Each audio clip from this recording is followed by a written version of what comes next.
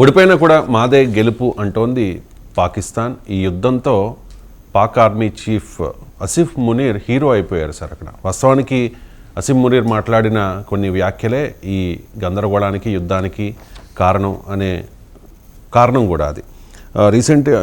నిన్న ఆర్మీ చీఫ్గా ఉన్న ఆసిఫ్ మునీర్ని ఫీల్డ్ మార్షల్గా ఎంపిక చేసింది సార్ పాకిస్తాన్ ప్రభుత్వం. ఇది హయ్యెస్ట్ మిలిటరీ ర్యాంక్ పాకిస్తాన్లో, ఆర్మీలో. సో ఏంటి సార్ పాకిస్తాన్ వ్యూహం ఏంటి? ముందు ఆసిఫ్ మునీర్ వ్యాఖ్యలే దీనికి కారణమని మీరు అన్నారు. అంతకుముందు పుల్వామా దాడికి ముందు ఏ వ్యాఖ్యలు ఉన్నాయి? అంతకుముందు యూరీ దాడికి ముందు ఏ వ్యాఖ్యలు ఉన్నాయి? ముంబై దాడుల ముందు ఏ వ్యాఖ్యలు ఉన్నాయి? పఠాన్కోట్ దాడుల ముందు ఏ వ్యాఖ్యలు ఉన్నాయి? పార్లమెంట్ పైన అటాక్ చేసినప్పుడు ఏ వ్యాఖ్యలు ఉన్నాయి? మనము ఒక పాకిస్తాన్ అనే ఒక దేశానికి ఉన్న ఉన్మాదాన్ని ఒక వ్యక్తి తప్పుగా, వ్యక్తి లోపంగా ఎప్పుడు చూపెట్టకూడదు. సో ఆసిఫ్ మునీర్ కామెంట్ చేయడం వల్ల దాడి జరగలే పహల్గాం, అది రాంగ్ నోషన్. ఆసిఫ్ మునీర్ వల్లనే దాడి జరిగి ఉంటే నేను ఇన్ని దాడులు చెప్పాను మీకు. ఉదాహరణకు పుల్వామా ఎవరి వ్యాఖ్యల వల్ల దాడి జరిగింది?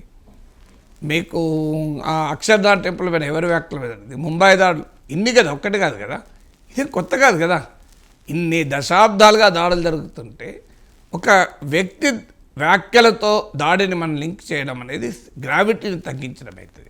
సో అందువల్ల ఆసిఫ్ మునీర్ వ్యాఖ్యలతోనే పహల్గాం దాడి జరిగిందనుకుంటే పొరపాటు. ఆసిఫ్ మునీర్ వ్యాఖ్యలు లేకపోయినా పాకిస్తాన్ వాళ్ళు దాడి చేసేవాళ్ళు, గతంలో చేశారు ఏ వ్యాఖ్యలు చేయకపోయినా. అందువల్ల ఈ వ్యాఖ్యలను వల్లనే దాడి జరిగింది, లేకపోతే దాడే జరిగేది కాదు. ఇది ఆసిఫ్ మునీర్ మాత్రమే తప్పు చేశాడు, పాకిస్తాన్ చేయలేదు అనే మీనింగ్ రాకూడదు. ఇది పాకిస్తాన్ నైజం, ఇలా కొత్త కాదు. పహల్గాం ఒకటే జరగలేదు కదా, 3 దశాబ్దాలుగా అనేక దాడులను మనం ఎదుర్కొంటున్నాం కదా. అందువల్ల దీన్ని మనము ఒక వ్యక్తికి ఆపాదించి పాకిస్తాన్ దేశానికి ఉండే విధానాన్ని తక్కువ అంచనా వేయకూడదు. ఇది మొదటిది. రెండో, ఆసిఫ్ మునీర్కు ఎందుకు ప్రమోషన్ ఇచ్చారు అనేది మీరు అన్నది నిజమే. పాకిస్తాన్ చరిత్రలో ఇది సెకండ్ టైం. 1959లో జనరల్ అయూబ్ ఖాన్కు ఫీల్డ్ మార్షల్ ఇచ్చారు. ఒక రకంగా ఇచ్చుకుంటారు, ఎందుకంటే పాకిస్తాన్లో ఆర్మీయే డిసైడ్ చేస్తుంది, పేరుకు ప్రధానమంత్రి సంతకం పెడతాడు. సో అందువల్ల ఫీల్డ్ మార్షల్ ఆసిఫ్ మునీర్కి ఎవడో ఇచ్చుడు కాదు, తాను ఇచ్చుకున్నాడు. జనరల్ అయూబ్ ఖాన్ 1959లో ఇచ్చుకున్నాడు. అప్పుడు కూడా అయూబ్ ఖాన్ యుద్ధం గెలవలే. సాధారణంగా ఫీల్డ్ మార్షల్ అనే టైటిల్ ఎప్పుడు ఇస్తారంటే ఎక్సెప్షనల్ సర్వీస్, అంటే బ్యాటిల్ ఫీల్డ్, యుద్ధ భూమిలో అసలు పోలిక లేని అద్భుతమైన సామర్థ్యాన్ని ప్రదర్శించినప్పుడు, నాయకత్వాన్ని చూపినప్పుడు ఇస్తారు. ఇప్పుడు ఆసిఫ్ మునీర్ ఏం చేశాడు అన్నది నెక్స్ట్ క్వశ్చన్ వస్తుంది. ఆసిఫ్ మునీర్ సాధించిన అద్భుతమైన, పోల్చడానికి కూడా వీలు లేని విజయం ఏంటి? ఆయన సాధించిన విజయం ఏంటి? ప్రమోషన్ ఇవ్వటానికి ఆ కారణాలు ఏంటియో చెప్పే ముందు, ఎందుకు చేస్తున్నారు పాకిస్తాన్ ఇది అంటే టు కంట్రోల్ ఎ నరేటివ్. ఇప్పుడు పాకిస్తాన్ ఈ ఆపరేషన్ సింధూర్లో క్లియర్గా భారతదేశం అప్పర్ హ్యాండ్ సాధించింది. భారతదేశ ఆధిక్యత స్పష్టంగా ఎస్టాబ్లిష్ అయింది. ఇది మనమే కాదు, ప్రపంచవ్యాప్తంగా మిలిటరీ ఎక్స్పర్ట్స్ అందరూ చెప్తున్నారు, మనం చెప్పేది కాదు. ఈవెన్ అమెరికన్ మిలిటరీ ఎక్స్పర్ట్స్ కూడా ఇండియా క్లియర్ మిలిటరీ సుపీరియారిటీ చూపెట్టింది అని. మనకి ఈ వార్కు ఉండే ప్రత్యేకత ఏంటంటే వీడియో ఎవిడెన్స్ కూడా ఉంది, అంతకు ముందులాగా కూడా కాదు.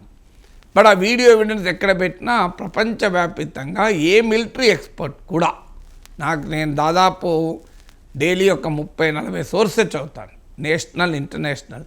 భారతదేశంలో ఉన్న అన్ని పత్రికలు, హైదరాబాద్కు రాని హిందుస్థాన్ టైమ్స్, స్టేట్స్మెన్, టెలిగ్రాఫ్ నుంచి మొదలుకొని Guardian, Washington post, wall street journal, New York times లాంటి ఇంటర్నేషనల్ పత్రికల వరకు చదువుతుంటాను. ఎక్కడా నాకు ఒక్క మిలిటరీ ఎక్స్పర్ట్ కూడా ఇది క్లియర్ పాకిస్తాన్ అప్పర్ హ్యాండ్ అని రాయలే. ఒక్కరన్నా రాస్తారు కదా నిజమైతే. ఇప్పుడు భారతీయులుగా మనం మాదే విజయం అని చెప్తాం, పాకిస్తాన్ వాడు వాని విజయం అని చెప్పుకోవచ్చు. కానీ there is a world beyond India and Pakistan కదా. మనం ఇద్దరం ఏం చెప్పుకున్నాం అన్నదే కాదు కదా, ప్రపంచమంతా ఈ వార్ చూసింది కదా, ప్రపంచమంతా ఆపరేషన్ సింధూర్ కొనియాడింది కదా. భారతదేశ మిలిటరీ సుపీరియారిటీ స్పష్టంగా కనబడిన తర్వాత ఒక్కడంటే ఒక్క మిలిటరీ ఎక్స్పర్ట్ కూడా పాకిస్తాన్ గొప్పగా పర్ఫార్మ్ చేసిందని చెప్పలేదు. అందువల్ల అయినా కూడా పాకిస్తాన్ తన ప్రజలకు, ప్రపంచానికి ఒక భ్రమను కలిగించదలుచుకుంది. ఎందుకంటే తన ప్రజలు తిరగబడకుండా మేమే గెలిచాము అని. ఇది డే 1 నుంచి, అంటే వాళ్ళ డైరెక్టర్ జనరల్ మిలిటరీ ఆపరేషన్స్ మన డైరెక్టర్ జనరల్ మిలిటరీ ఆపరేషన్స్ను కాంటాక్ట్ చేసినప్పటి నుంచి మరుక్షణం నుంచే వాళ్ళు సంబరాలు మొదలుపెట్టారు. దేనికి సంబరాలో తెలియదు. హసీం మునీర్ ఒక క్రికెట్ మ్యాచ్లో కూడా తేలాడు. మన ఐపీఎల్ లాగా వాళ్ళకి పాకిస్తాన్ సూపర్ లీగ్ అని ఉంటుంది, పిఎస్ఎల్ అని, మన ఇండియన్ ప్రీమియర్ లీగ్ లాగా. ఆ పాకిస్తాన్ సూపర్ లీగ్ను పాక్ ఆర్మీకి డెడికేట్ చేశారు, in honour of Pak army అని. సో పాక్ వీధుల్లో పెద్ద ఎత్తున పాకిస్తాన్ జెండాలు ప్రదర్శిస్తూ పెద్ద ఎత్తున సంబరాలు చేశారు. ఆఖరికి ఆర్మీ చేత పదవి కోల్పోయి ఆర్మీ చేత జైల్లో ఉన్న ఇమ్రాన్ ఖాన్ కూడా ఆర్మీని మెచ్చుకున్నాడు. ఎందుకంటే ఎక్కడైనా రాజకీయ నాయకుడే. మిలిటరీ నేషనలిజం పెరిగిన తర్వాత మిలిటరీని మెచ్చుకోవడంలో, దేశభక్తిని ప్రదర్శించడంలో, జాతీయతను ప్రదర్శించడంలో పోటీ ఉంటుంది. అదే కనబడింది మీకు పాకిస్తాన్లో. ఇమ్రాన్ ఖాన్ కూడా ఆర్మీ రోల్ మెచ్చుకున్నాడు. సో ఇలా పాకిస్తాన్లో ఈ మిలిటరీ నేషనలిజాన్ని రౌజ్ చేసి ఒక వైఫల్యాన్ని, ఒక ఫెయిల్యూర్ను, ఒక ఓటమిని గెలుపుగా తన దేశ ప్రజలకు అమ్ముకోవాలని చూస్తున్నారు. రీప్యాకేజింగ్ చేసి పాత ప్రోడక్ట్ కొత్త ప్రోడక్ట్గా అమ్ముతారు చూడండి. ఫెయిల్డ్ ప్రోడక్ట్ను కూడా రీప్యాకింగ్ చేసి చాలా న్యూ ప్రోడక్ట్గా అమ్ముతారు. పాకిస్తాన్ ఆ పని చేస్తుంది. అది చెయ్యాలి. పాక్ ఆర్మీ అద్భుతమైన విజయాన్ని సాధించిందని వాడు చెప్పుకుంటున్నాడు. చెప్పుకోవడానికి ఏంటి ఎవిడెన్స్ ఏమన్నా ఇవ్వాలి కదా. ఏం ఎవిడెన్స్ ఉంది?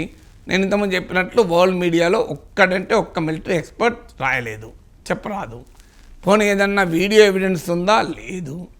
సామాన్యుడికి వరల్డ్ మీడియా కవరేజ్ చూసినా కూడా ఏదో ఒక మన రాఫెల్ విమానాన్ని కూలగొట్టారని చెప్పి రాయిటర్స్ వాడే చిన్న కథనాలు మినహా అందరికీ ఆ కథనాలు ఎందుకు రాశారు ఏంటంటే ఫ్రెంచ్ కంపెనీలు అమెరికన్ కంపెనీల మధ్య ఉండే బిజినెస్ వార్లో భాగంగా రాఫెల్ పనిచేయదు అని అమెరికన్ మీడియా ప్రచారం, బ్రిటిష్ మీడియా ప్రచారం.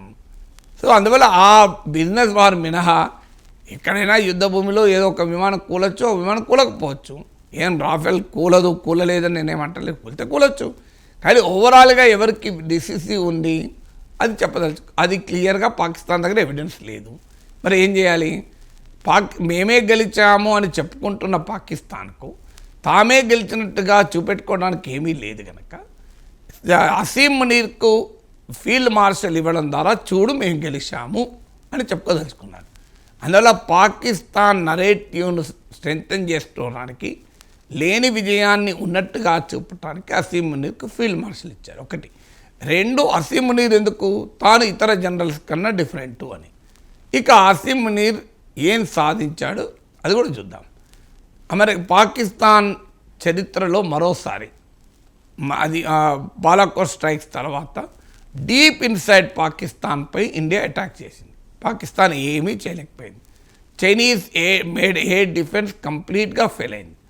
రావల్పిండి పాకిస్తాన్ హెడ్ క్వార్టర్స్లోని Rawalpindi Pak military headquarters అది.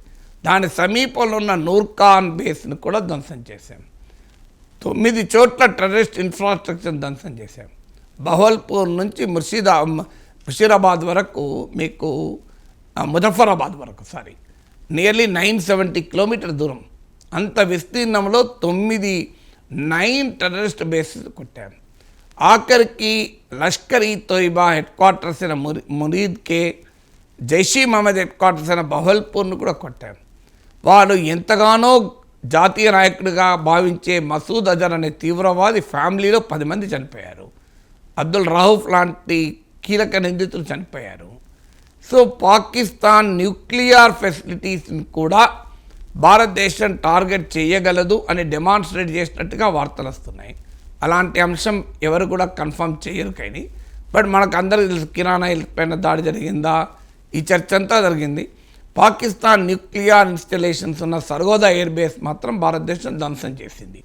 అందువల్ల న్యూక్లియర్ ఫెసిలిటీస్ని అటాక్ చేయకపోవచ్చు, కానీ క్లియర్గా న్యూక్లియర్ ఫెసిలిటీస్ కూడా మేము డిజేబుల్ చేయగలము, నీ న్యూక్లియర్ బ్లాక్మెయిల్ పనిచేయదు అని నిరూపించాము. ఇప్పటిదాకా న్యూక్లియర్ వెపన్ మా దగ్గర ఉన్నాయని చెప్పి తనకు దానుగా విర్రవీగుతున్న పాకిస్తాన్కు అరే మాకు న్యూక్లియర్ వెపన్స్ ఉన్నాయి నీకు అర్థం కావడం లేదు అని చెప్పడమే కాకుండా అసలు పాకిస్తాన్ న్యూక్లియర్ వెపన్స్ ఉన్నా నువ్వేమీ చేయలేవు, అది వార్ వెపన్ కాదు, అది డిటరెంట్ వెపన్ మాత్రమే అని నిరూపించాం. సో ఇలా అన్ని రకాలుగా మన పాకిస్తాన్ పైన మనము ఆధిక్యత చూపాం. ఇంట్రెస్టింగ్ ఏంటంటే అసీం మునీర్ ఆ యుద్ధ సమయంలో ఎక్కడ కనబడలే, వినబడలే. ఆ రోజుల వార్తలు కూడా వచ్చాయి, అసీం మునీర్ పారిపోయాడు, వేరే దేశానికి వెళ్ళాడు, బంకర్లో దాక్కున్నాడు అని. బట్ ఒకటి మాత్రం నిజం, దాక్కున్నాడా పారిపోయాడో తెలియదు, కానీ ఎక్కడా ఆయన మాట మాత్రం కూడా వినబడలేదు. ఇక ఇది ఇండియా పాక్ ఆపరేషన్ సింధూర్. ఎందుకంటే అప్పుడు మనం ఒక అతన్ని ప్రమోషన్ ఇచ్చినప్పుడు వాడు CV చూడాలి కదా.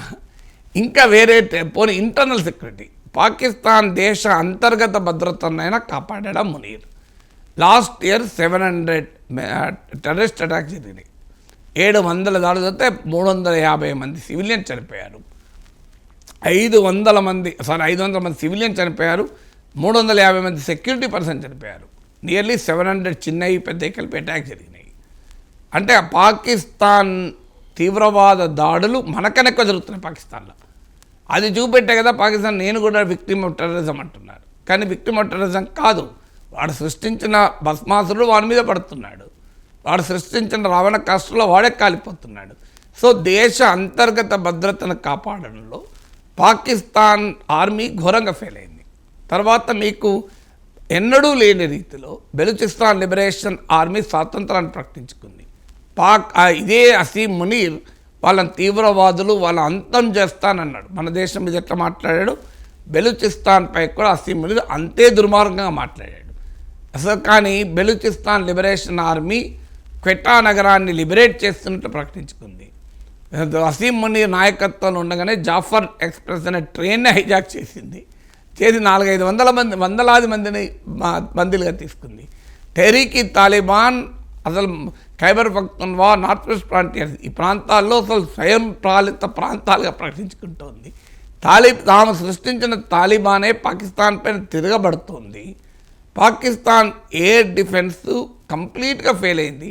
ఇండియన్ ఎయిర్ డిఫెన్స్ S-400 మనకు ఆకాష్ అద్భుతంగా పాకిస్తాన్ దాడుల్ని, మిసైల్స్ను, డ్రోన్లను ఆపితే పాకిస్తాన్ ఎయిర్ డిఫెన్స్ దారుణంగా విఫలమైంది. మన బ్రహ్మోస్ మిసైల్ దాడికి Nur Khan most strategic air base Nur Khan Sargodha.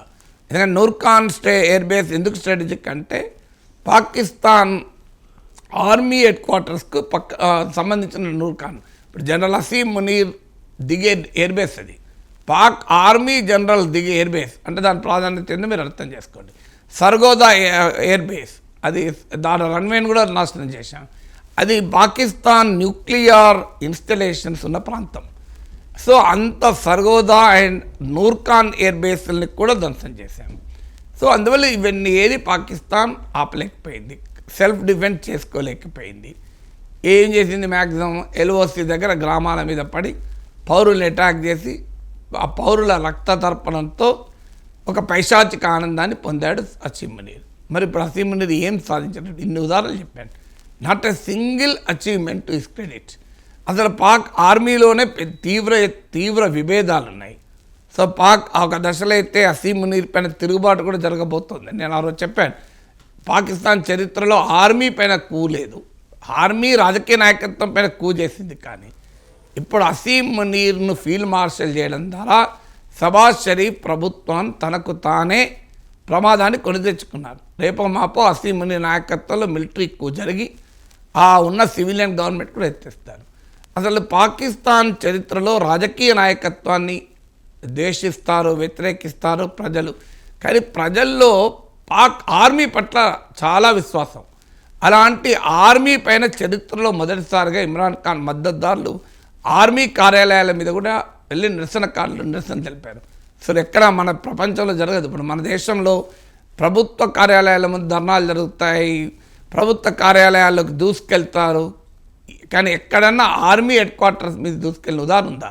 Secunderabad cantonment పైన నిరసనకారులు వెళ్ళిన చరిత్ర ఉందా? ఇంపాసిబుల్.